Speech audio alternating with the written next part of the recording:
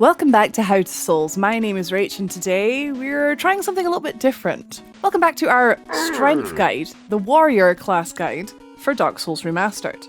Rather than doing dozens of individual boss guides for each individual build, I'm going to make nicely packaged, detailed videos sharing my build guides throughout the entire game. Where to start, how to get powerful in the beginning, and how to dominate the end game. Sound good to you? I am always happy to hear your thoughts and opinions in the comments below. Right, let's get started, shall we? I had so much fun with this character because I do a lot of challenge runs, if you didn't know. I love recording walkthroughs, like I'm allowed to be really powerful here. And that's what I really felt with the strength build, was pure power. It was so good in Dark Souls 1. Poise is kind of whack. You can really easily break this game with enough sort of stagger, enough like poise break. And to do this, you're going to want really heavy weapons. So at the minute we are using the Claymore. Now, the last episode that we recorded, we've done Ornstein and Smo. So if you're jumping into this, this is not from the start, as I explained at the start of this video.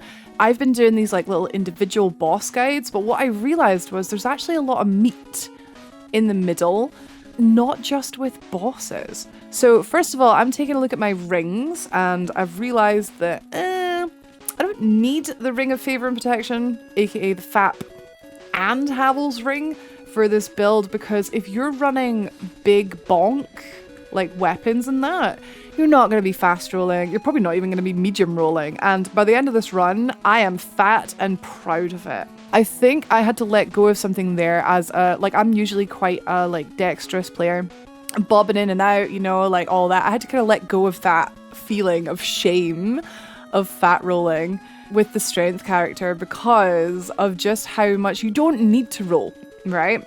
When you have heavy armor and you have a weapon that knocks things to the ground, like you don't need to roll.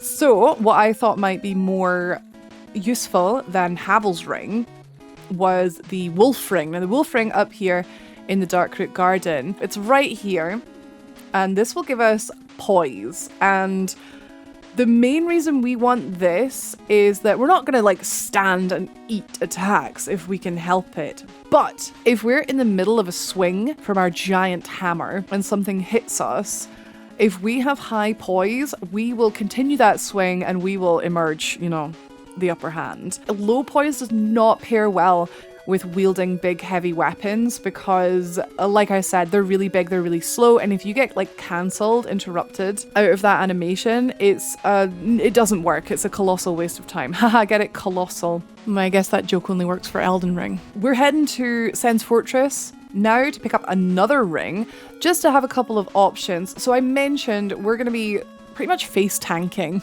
quite a lot for the rest of this run, and we do have some really difficult bosses coming up in this run, and by the end I realized that there's some bosses, especially in the DLC, that are just so much easier with a heavy strength character. So I hope you're looking forward to that. So I'm heading into Sen's Fortress. I'm going for the physical damage reduction ring because, like I said, I'm probably going to be taking quite a lot of damage. Parrying. We're parrying. I'm a parry god. Look at this godlike parrying. Oh, there you go. Fifth try lucky, is it? The balls are not coming down. So here in this chest we have Ring of Steel Protection, Physical Defense, 50 points, basically like wearing a whole other piece of armor. Huge defense buff. We'll replace FAP probably for Four Kings, because Four Kings obviously we have to have the Covenant of Artorias. Some classes, some builds have a load of like ring options available, and then some there's like not that much in the way of like useful rings. However, the strength character, you're going to look at these big four. You got the FAP, Havel's Ring, Wolf Ring, and Steel Protection. In general, obviously there's certain bosses, like for example, like Gwyn, you'd use the Hornet Ring, etc, etc. Now on to thinking about my weapon. Now, the Claymore, fantastic. You get it right at the start of the game, very easy to level. I wouldn't really call it a strength run though. I have a Black Knight sword here. Now, I'm not going to lie to you guys. Black Knight swords, it's always the answer. But I use these all the time and it's kind of bled into me now. I'm looking at this, the Dragon King Great Axe, for a couple of reasons. I've never used it before, and I know for a fact it hits like a truck. Oh, I've just downgraded my occult club for the catacombs, for the skeletons. We don't need it. We get silly powerful by then. So yeah, I'm looking at Dragon Axe. You get this by cutting off the tail from the gaping dragon in the depths. So that's very easy tail cut, super slow boss. The tail is very easy to get. It's leveled up with dragon scales though, which are not as easy to get. So there's that. So what I'm going to do now is I'm going to head back to the Daughter of Chaos bonfire down to Blighttown, and I'm going to head to the Great Hollow, but more importantly to Ash Lake. I know that there's going to be at least 3 dragon scales there that I can pick up and put into this crazy big axe. The first one is totally free, it's just inside this big log, so I will pick that up. I'm able to grab 2 by beating the Hydra here. And then there's another one to grab around the corner of the Great Hollow that I totally didn't almost forget about. And then the last one is just along the coast. God, this area is massive. So that makes 5 in total. Dragon weapons need 10 dragon scales to level up to the max of +5. So we are halfway there and living on a prayer.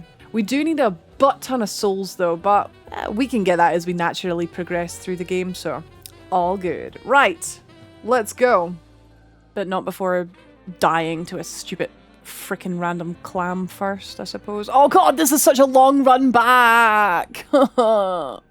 We go say hi to the everlasting dragon, and then we can tickle his tail for a little bit for the dragon greatsword. This is another dragon weapon, so if you're not an axe kind of guy, you can try out the sword if you like. I wouldn't say it's as much of a big bonker strength weapon though as the Dragon King Great Axe though. Okay, hello Andre, nice to see you, it's been a while. Right, Dragon King Great Axe, God, say that 5 times fast. Dragon King Great Axe, required parameters, 50 strength. That is just to one-hand it though, you can two-hand it with a minimum of just 34 strength, which is not out with the realms of possibility, I think, for a weapon like this. I'm desperate to try it out. I love the Claymore, but I'm just keen to try something different. It's the Claymore is very safe. However, the number of souls that it takes, 10,000 souls per level up for a dragon weapon, is holding me back somewhat. So we're forced to stick with the Claymore for now until we can get the souls required to level up the Dragon King Great Axe. So because I'm a woman of little free time, I'm trying to multitask here, and I'm trying to do Siegmeyer's quest at the same time, so I head first to the Duke's Archives.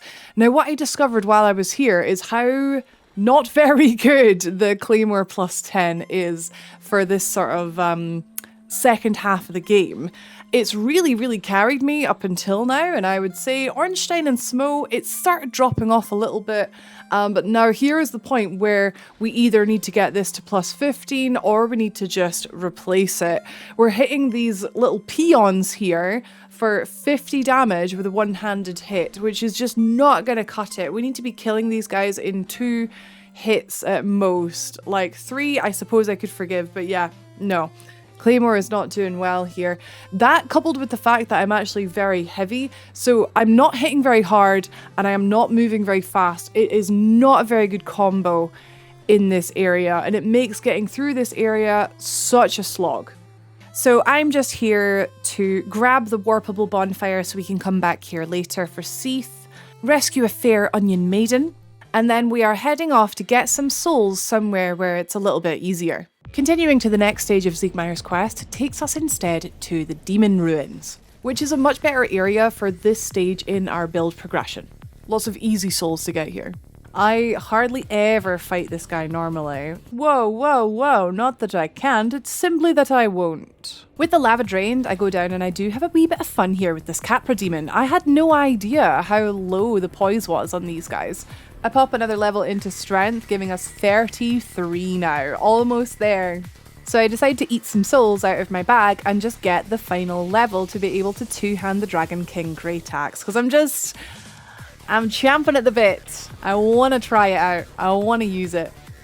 At just +2, it has a damage rating of 456, which is nuts. Now, dragon weapons don't have scaling, if you'll pardon the pun, because they are leveled up with dragon scales, so I suppose that's kind of funny. Is that funny? I don't know, ask JK Leads. They don't have scaling, so no matter how much strength we have, it does not add to the level of the attack power of the weapon. However, they more than make up for this with their hugely high base damage, so this is why I thought this would be a really good sort of in-between weapon before we do eventually move on to our high strength scaling weapon in the late game. The first thing I notice about this thing is that it is just bloody massive, and when you are sprinting, your character sort of like holds it aloft, which can't you really blame him, because imagine that sort of whacking against your shoulders as you're having a wee run. So it's a bit of work getting used to the swing speed, just sort of taking it out here on these meatballs, but I decided to take on something my own size, question mark, and here comes the Tauros demon. So I'm just going to get under his legs and then see what kind of damage we can put out with this thing. 361, so not dreadful. It's only at +2. With 2 hits, we've staggered a Tauros demon, which is kind of mental. So I've got taste for blood. I'm really enjoying it. I consider going for the centipede guy, and then I realized they scare the crap out of me, and so I decide to run away. Here's a little Capra demon, right, he's gonna get it. This weapon does have a special R2 attack which uses a lot of durability. Now I do play around with this. Oh, hi guys. Later in the run, it is a huge advantage that this weapon has over, say, for example, the Claymore, where if I'm in a pinch, I can just go and literally just explode, and it's great. I love exploding. 523, do you know what? That's pretty good. We can't really rely on rolling with this build. Ah, okay. Don't know why I thought I'd be okay there. Oh, I am okay. Oh, I'm not okay. Oh, never mind. This time I decided to try out the R2 attack, which is a massive explosion. It did almost 1,000 damage, which is nuts. Now, I would spam this all day, every day, if it weren't for the fact that it uses 50 points of durability from my 400 durability weapon. Now, 400 is pretty high, but it's not if you are spamming 50 at a time. Because, if you didn't know, when a weapon gets to around 30% durability, which for us would be 120 out of 400, it will become at risk and start dealing so much less damage. And if it breaks entirely, not only is it going to do freaking no damage, but it's going to be a pain in the ass to go and get it repaired again. We definitely need to pick up the repair box from Andre if we're going to be using this weapon, because the R2 attack is just so good. We're going to use it. But yeah, we need to make sure this thing stays topped off and it never gets hit with the durability penalty. So I managed to restrain myself and not use the R2 too much, and Demon Fire Sage goes down. So we head back to Andre and we're able to pump this thing up to +4. I pick up the repair box while we're here as well, because we're going to need it. I decide to start working on plan B, or I guess plan C, and to pick up our endgame weapon. This is the Demon Great Axe, and it drops from the Tauros demons in the Demon Ruins. Demon. Now this axe, other than being enormous and hilariously enormous, huge stagger, huge damage, etc., also has the highest strength scaling available to us, and that is the S ranking. So the more strength we have, which we are planning to pump that as we go through the game, the more damage will be added onto this weapon, making it an end game choice as opposed to something like a dragon weapon, which will be unaffected by how high you level your character. So in order to get the highest chance possible at getting this weapon to drop, we're going to pop 10 humanity, and I've equipped the gold covetous serpent ring. If we don't get lucky on the first round, we can rest at the bonfire and they will all respawn, thankfully. So we can keep trying until we get the drop. God, I love this axe. I just killed a Tauros demon in 2 hits. I mean, I would love the Demon's Great Axe more. Let's go. Nice. So the Demon's Great Axe levels up with plain old regular milquetoast titanite, which means it's going to be so much cheaper as well. Oh my god. However, I suppose we will need to make sure we have the large ember and the very large ember in order to get this all the way up to plus 15. Right, so this thing is huge, and when you're running along, it just looks bloody massive. We can handle fat rolling as long as we're not shuffling. We are never going to get a medium roll. Stop trying it. Stop trying to make medium roll happen. It's not going to happen. We have pretty much decided that we've switched over to the axes now. We need to start getting used to them. The Centipede Demon is absolutely laughable with this amount of damage. We don't manage to make him stagger, and I don't bother cutting off his tail or anything, but I quite like just not really giving a heck about stuff hitting me. Like, because I hit back harder, and it feels good. We grab the lava ring and use it to make our way across lethal lava land. The Bed of Chaos is the same fight no matter what your build is, so I'm going to disrespect her the same way I would with any other playthrough. And punch a bug for 4 damage. Bonfire actually spawns underneath me this time, which gave me a good little giggle. We head to Andre and we pick up 9 Titanite shards to start leveling up the Demon Great Axe. Put all those in there. When it gets to 5, we can upgrade it at Andre to plus 6.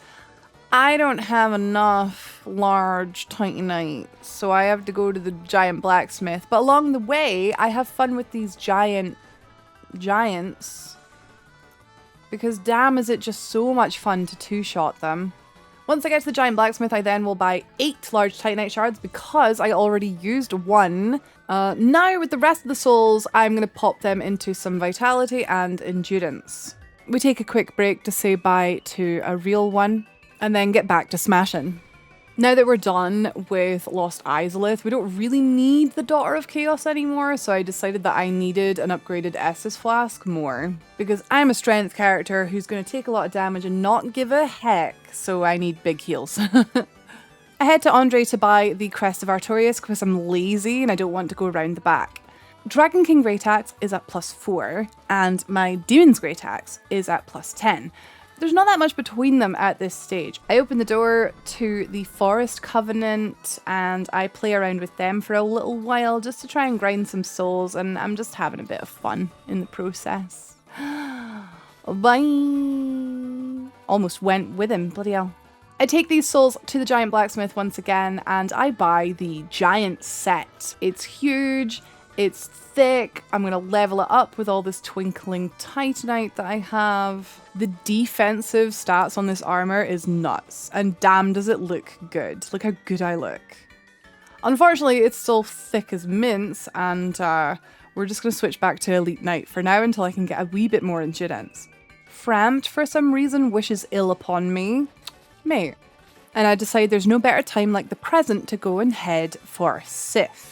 Before I fight her though, I am sure to go around the back of the gravestone and pick up the Hornet Ring, because I always bloody forget to do this after the actual fight. So I always do it before the fight. Sif is a boss that I always underestimate, I think. And more recently, I tend to leave her quite late in a playthrough.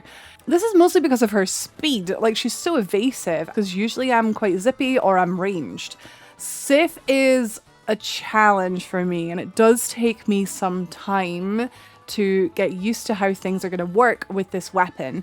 I'm using a gold pine resin because I kind of knew that this was going to give me bother, and I just kind of wanted to hit as hard as possible. So I'm hitting 486 damage with the Dragon King Great Axe, which is pretty good. We would do more if I hit with the R2, but I think I'm just a little bit nervous about the durability.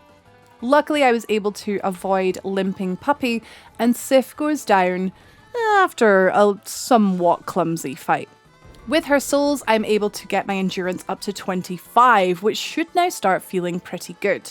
I head once again to the giant blacksmith because the Sith fight has taught me that if we're going to do certain other bosses that are coming up in this playthrough, I think I want a shield. So great shields are equipment readily available to a high strength character, so I figured why not make the most of that.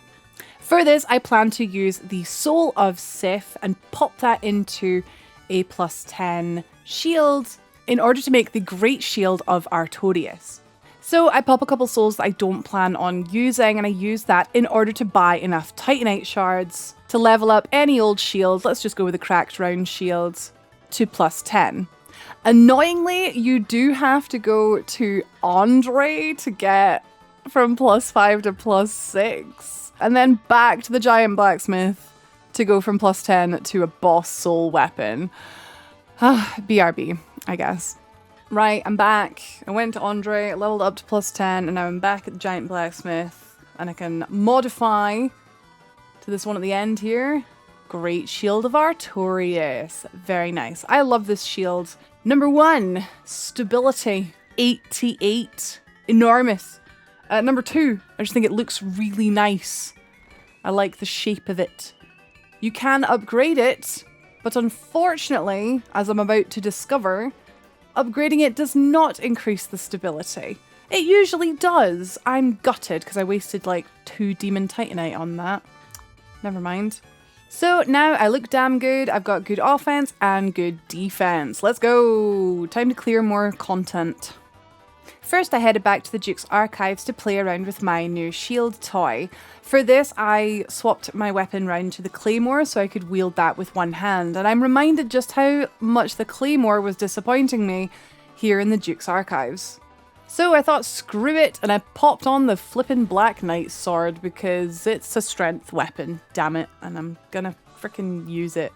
I don't plan on using it for long, but like the Black Knight weapons are just easy mode for this game. I naturally prefer to avoid attacks rather than block them because I'm just used to that. So getting used to a new playstyle of like, just block it, lol, you have 88 stability and 25 endurance, is again something I have to get used to. But it's so effective that now I have this skill set, I can already tell that a certain black dragon is going to be very, very fun later on. I was quite curious and excited to face off against this golden golem on the crystal bridge here, because I usually just avoid the heck out of this guy because not only is he super strong and super powerful, oh my god, that punch did nothing to that shield. Oh! But quite often I'll just like slip off the edge here and just fall to my death. So I usually I don't bother with this guy normally. But this is the way I always want to fight this guy. I mean, still think endurance could do with being a tad higher, and I still need to skit around the outside of him to get around behind him, but yeah, it works, man. Fantastic shields. I do switch back to the Dragon King Great Axe for Seath and I pop on Power Within because I'm just really wanting some big numbers, and I feel like we're maybe gonna get it here. And oh boy, was I not disappointed. I'm able to avoid pretty much everything just by standing here. I get hit by the crystals a little bit, but the giant armor has so much curse resistance. Not a thought of fear goes through my little head. I decide to try out the AoE, which misses entirely. But once again, having a lovely time in my lane, unbothered. There's the AoE, it hits for 1656. I kind of wish I'd done that at the start of the fight, but I wasn't too sure how this armor was going to handle the crystals, so I was playing a little bit more conservatively. But my god, I got the big hit that I was looking for, and it was good. Another Lord Soul down on the strength run. I am sure to repair all my weapons before I continue, and I treat myself to a cheeky little level or 2 in vitality and endurance. Next, it's time to head to the catacombs, and this Black Knight sword is a skeleton wrecking machine. Imagine going for the Zweihander. Could never be me. But what really impresses me in this area is the Great Shield. I don't really use Great Shields very often, so I'm really enjoying just like trying to get the most out of it here. I'm moving really, really slowly, but I'm so chilled out. And the best bit is I can be so clumsy and it doesn't really matter. Like, this shield can block like everything. My stamina is barely moving, and with enough patience, it's a really reliable build. I'm really enjoying it. I actually do manage to get parried here because, I don't know, I wasn't paying attention, but I'm able to block the riposte. Shuffle my way down to the skeletal blacksmith to spoil his focus. Seriously, I have never taken the piss out of the bone wheels as much as wielding a freaking great shield. It's the best. At this point, I'm pretty excited for a one-shot against Pinwheel. But the little bugger splits immediately and he zips about and it takes me freaking seconds to reach him. I'm surprised Power Within didn't run out. When I eventually do get to hit him, I don't get the one shot. It's a two shot because I'm a silly Billy and I didn't use the R2. But we do get the Mask of the Father because the game just wants me to be Giant Dad apparently. Well, what is it? Now that I'm in the Tomb of the Giants, I want to try out the Great Axe's blocking capability because the Great Shield, while amazing, it's just so freaking heavy. It isn't dreadful, because our poise is high enough and our defense high enough and we hit hard enough. It's a viable playstyle. However, it's one that feels a little bit too, like, sort of scary, possibly, for my liking. I realised that I am in fact in human form, so I decided to give Paladin Leroy a little boop on the head. Boop. Damn, that felt good. Now it's time to head to Nito, who is one of my favourite bosses, but can sometimes really heck me up. I have a weird relationship with Nito. The best thing about this fight is the little skeletons attacked me, like, at the same time, so I killed them at the same time, which meant I could attack them at the same time, and they died at the same time, and they actually died before they lived, and it was just the funniest frickin' thing. When it came to actually attacking Nito himself, he's so slow, and my defense is so high. Even with the little skeletons and his AoE, I'm like taking just no damage. With enough Estus, you can just ignore everything, just like whack away at him. I'm dealing 800 damage with the R2 and about 400 damage with the R1, so damage is like decent. Yeah, you could say it was decent. The real strength here, pun intended, is in my reliability, on my defense, on my armor, on the fact that I can just keep swinging without having to worry about anything. It's really powerful. Another Lord Soul down, and I treat myself to 30 vitality and 28 endurance. This does feel good now, but I do really love a round number, like a multiple of 5, so I'll probably get endurance up to 30. It's never going to be a bad thing when you're wielding a colossal weapon.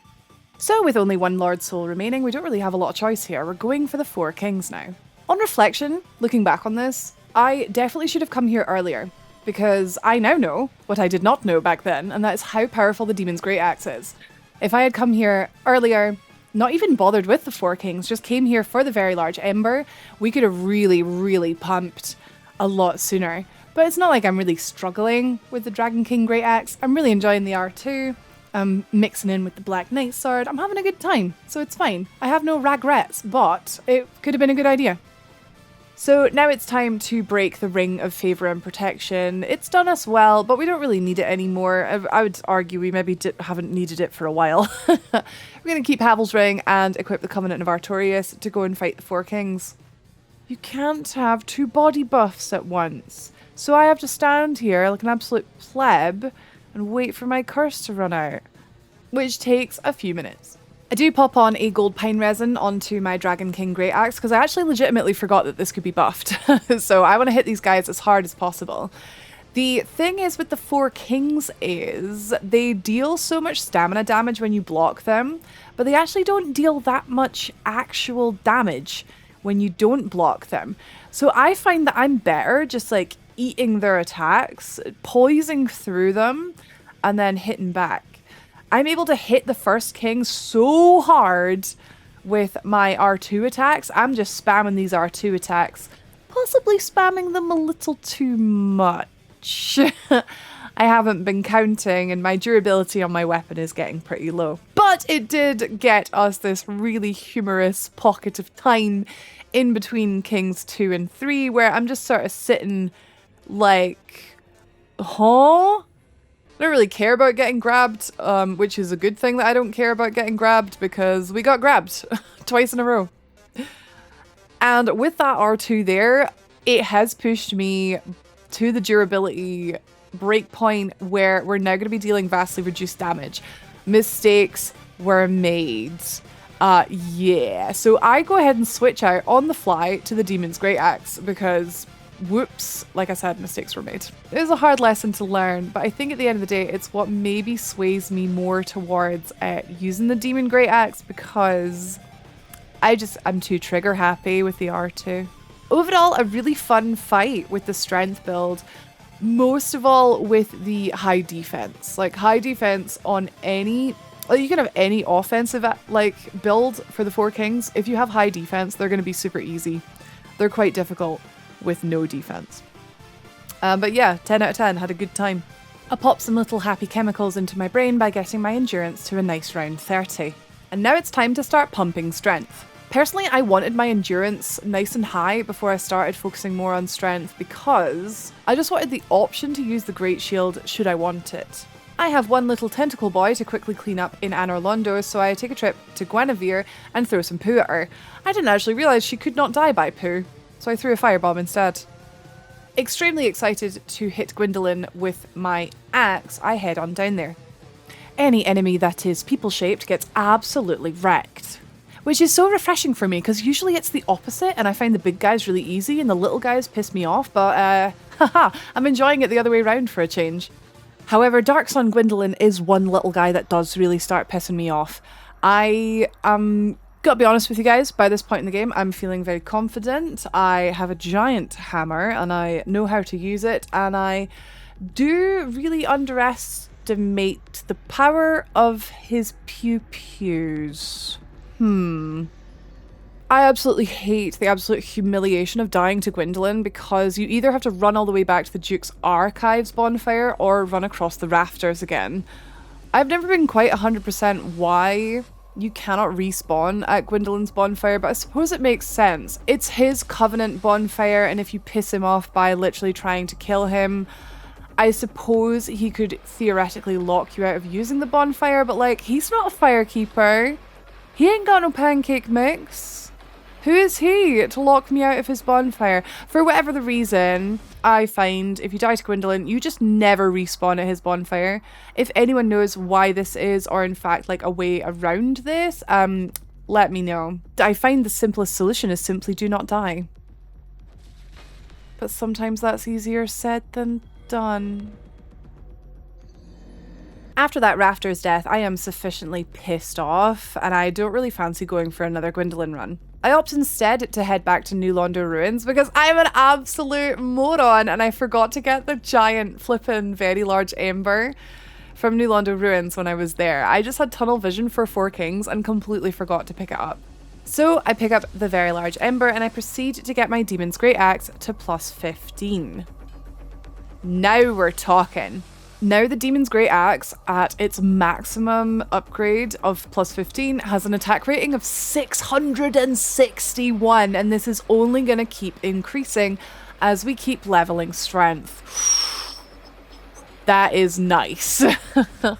Alright, come here, you little bitch. With the Great Shield equipped and the Great Axe and the Giant's Armor, I am fat as flip. This makes catching up to Gwendolyn pretty much impossible. However, with enough patience, he does stop teleporting eventually, so that was kind of my plan, just to like stay alive until he eventually reaches the end of his seemingly endless hallway. But I decided instead to just take off the Great Shield so I can move a lot faster. Keeping my distance was the key until we got the right kind of attack, such as the bow attack, that would then allow me to quickly close the distance and finally get a hit on him, which does hit for quite a lot, but it's not quite enough to one-cycle him. Not the easiest that Gwendolyn has ever been. He is a boss that, yes, you want to hit hard, but I do feel like hitting him fast works a lot better. So not my favourite Dark Sun fight, but we got him out of the way. They can't all be bangers, guys. Very enthusiastically, I'll put another point in strength. And it's time to head to the painted world of Ariamis. Ariamis? I always mix them up. By now, I'm fully accustomed to just, I keep getting hit, but I keep on going. And not even the toxic dot from these nerds really phases me. It's really nice, just nothing bothers me. I'm just chilling in my lane, flourishing. I was very excited to do this, but a little disappointed by the results. I'd take a very cinematic shot with the undead dragon, and then give him a fancy French manicure. One thing I really hate about this area is how much real estate my character was taking up. Like, I felt like I covered about 70% of the screen. Between my massive armor and my massive axe, I just can't freaking see. A jumper!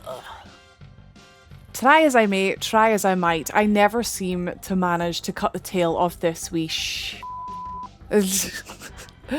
I gave it a good old go here because I figured my R2 is a nice downward strike and it's still not enough.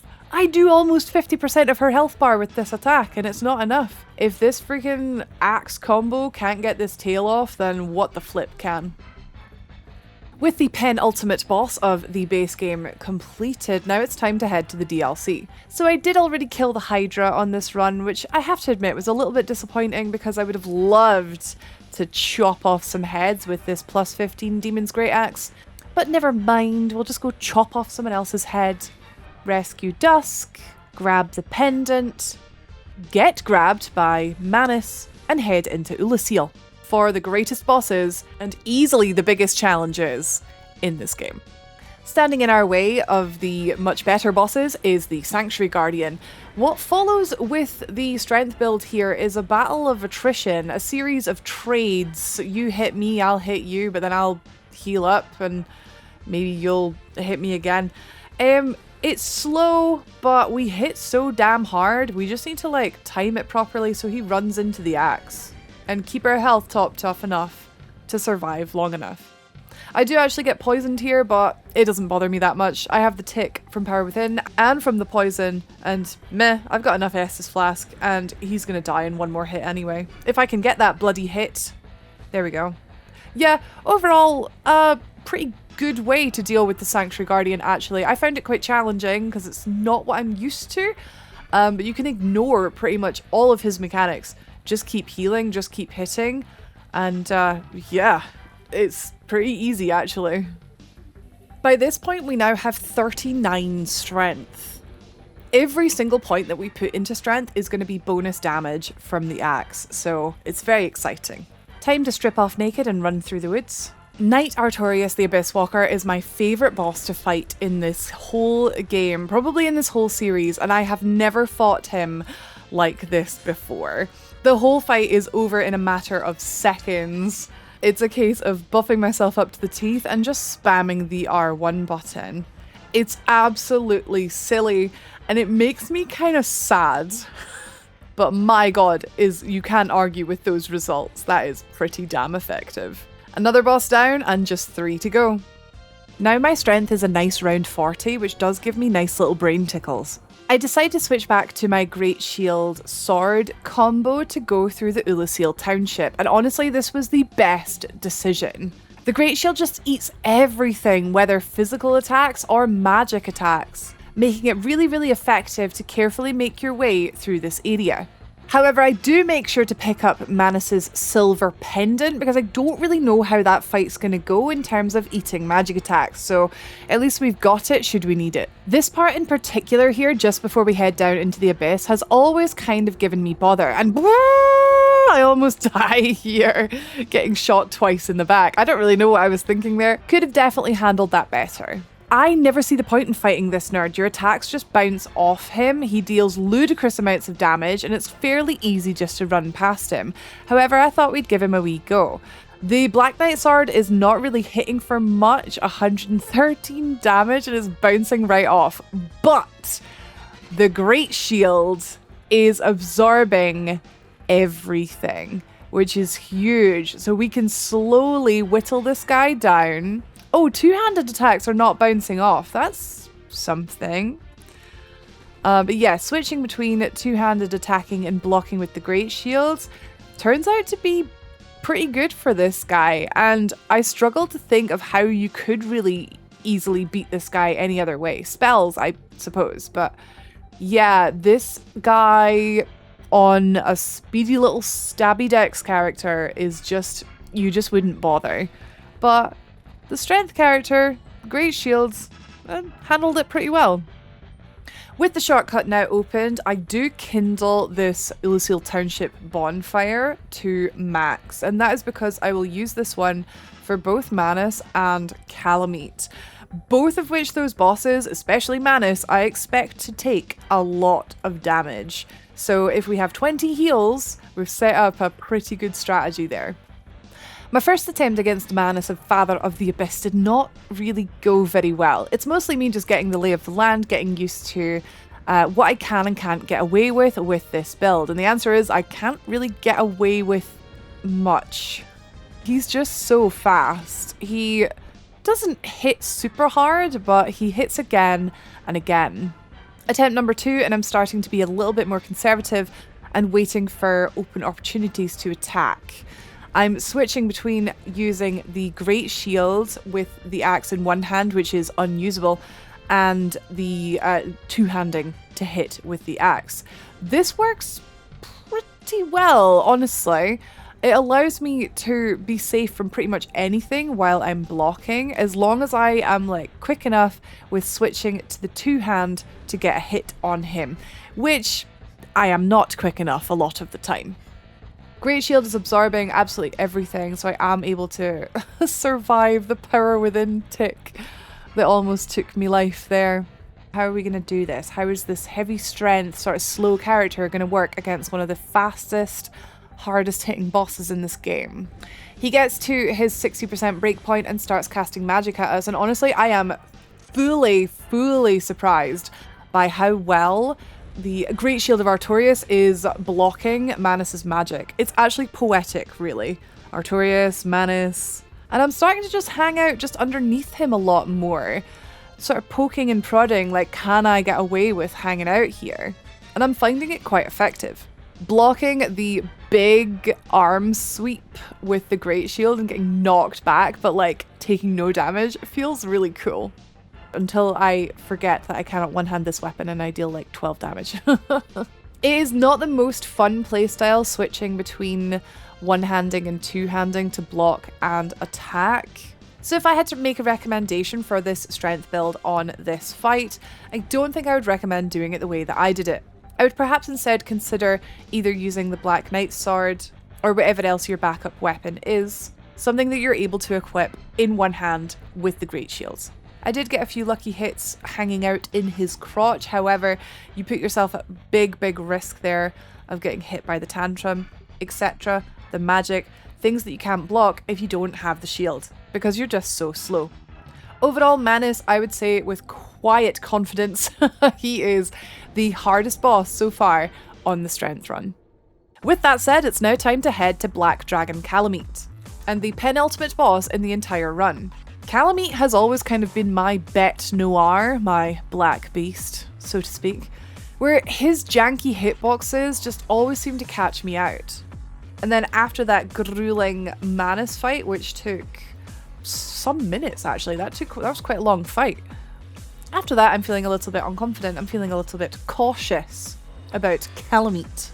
And because he is the last actual real challenge in the game, I decide to pop everything I've got, which, on reflection, I probably should have done for Manus, and used all those souls to level up my strength so I could one-hand my axe, but better late than never, let's do it now. I pop the whole lot into strength and I'm able to get 48, which would have been enough to one-hand the axe. I then take a wee look at reinforcing my armour, because we do have a few Twinkling Titanites that we can put into the giant set. Wolf Ring, Havel's Ring, Demon's Great Axe, Power Within, and the Great Shield of Artorias. If this can't do it, then what can? And my god, does it do it. The fight against Calamite is perhaps, I think, the easiest that this fight has ever been for me. My main worries with Calamite are his hitbox on his head and from his feety stomps, neither of which gave me any bother with the giant build. It was hugely satisfying and moreover, insanely easy. I was able to simply raise my Great Shield to block any of his attacks, even his Fire Breath, with ease. Easily with ease? That's how easy it was, guys. And then switch to two-handing my axe for massive damage. Now that I have enough strength to one-hand the axe, it was nice to know that if I wanted to, whoops. Oh well. It was a little bit too easy anyway, why not add a little bit of challenge? Now with the Calamity debuff, I'm going to take double damage, so I mean, you can't take double damage if you don't take any damage, so blocking is a bit more important now. We get some lovely slow fire breaths, which allow me to get some big hits on the neck. It's been so long since I fought this boss with a shield, and I feel happy and humbled and excited to share with you guys like just how fun this was. In an absolutely beautiful display of law and order, our final points in strength take us up to 50. That feels good. It's time to say thank you and goodnight to the Great Shield of Artorias and switch over to the Heater Shield for one simple reason. Parry. Place your bets now, ladies and gentlemen. How many riposts is it going to take with the Demon's Great Hammer to kill the Great Lord Gwyn? Will it be A, a one-shot, B, a two-shot, or C, a three-shot? What are you thinking? I am going to equip the Hornet's Ring to further buff my riposte attacks as well as Power Within. Here we go. I am definitely still in Great Shield of Artorias mode, and I really overestimated the Heater Shield. Do not block Gwyn's first attack, which is always a leaping slash at you. You are much better to dodge this, rolling through it, rolling directly forwards into him. If you block it, I find it just ruins the whole try. It's very, very hard to recover from being staggered by him. Let's give this another try then. Leaping slash, roll, perfect. Whew, that was a heck of a riposte. By drinking every time we riposte him, he is much more likely to do a two-handed attack. And the answer was in fact, technically B. 2 ripostes plus 1 more hit. And Gwyn, Lord of Cinder, bit the dust. Bit the ash, bit the ash, bit the dust. And that, my dear hollow friends, is the giant run, the strength run. I personally learned so much in this playthrough, forcing myself, in the beginning anyway, to go through something that felt a little unnatural for me, a little bit dangerous. It was so tempting just to use the Black Knight sword. All in all, I'm really glad I stuck with it. I learned so much about the DLC bosses in particular, and just how absolutely busted heavy armor is in Dark Souls 1. I really hope you not only enjoyed the video, but were able to also learn something too. And what I hope most of all is that if you've already played this game, that I inspire you to pick it up again and try out something new. Because at the end of the day, in my opinion, these games, their strength, it lies in just how infinitely replayable they are, how many different ways there are to enjoy them, and I'd love to share that with you. I had a lot of fun making this video, but I am trying something new here. So I would really, really appreciate it if you did make it this far in the video, you watched the whole thing, please do leave a comment with a flex emoji. Strength bros forever. If you leave the video a like, that's great feedback, and I'll know that you guys want to see more of this. So subscribe, and who knows what we'll do next. Once again, thank you so much for watching. I have been Rach here on How to Souls, and I'll see you in the next video.